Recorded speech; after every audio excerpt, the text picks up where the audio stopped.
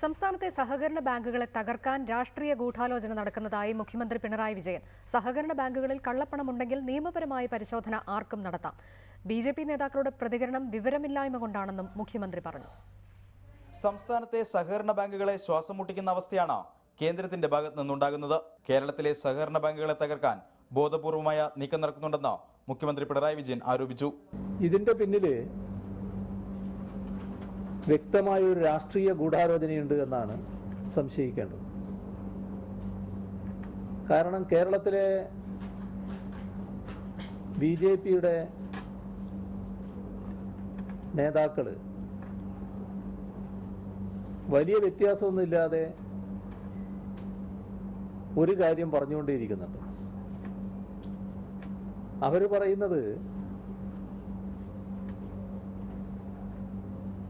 സഹകരണ ബാങ്ക് എന്ന് പറയുന്നത് ഒരു കള്ളപ്പണത്തിന്റെ കേന്ദ്രമാണെന്നാണ്. ഇതിൽ പരം ഒരു അസംബന്ധം പറയാനില്ല. സഹകരണ ബാങ്കുകളിൽ കള്ളപ്പണമുണ്ടെന്ന് ആരോപിക്കുന്നവർക്ക് അത് പരിശോധിക്കാം.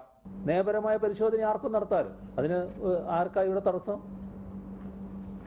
സഹകരണ മേഖല എന്ന് പറയുന്നത് ഒരു നിയമത്തിനും വിധേയമല്ലാതെ പ്രവർത്തിക്കുന്നതല്ല.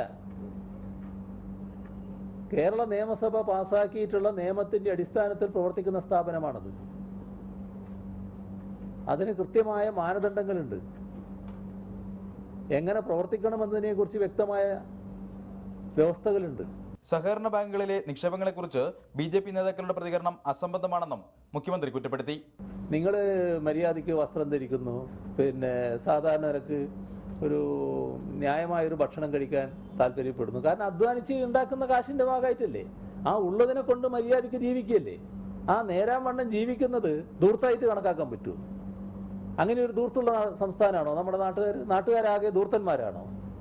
അതെല്ലാം ബിജെപിക്ക് മാത്രം പറയാൻ പറ്റുന്ന കാര്യങ്ങളാണ്. അവർക്ക് മാത്രമേ അത്തരം ആക്ഷേപങ്ങൾ ജനങ്ങളുടെ മേലെ ചൊരിയാൻ പറ്റൂ. ഞങ്ങളതൊന്നും അംഗീകരിക്കുന്നില്ല.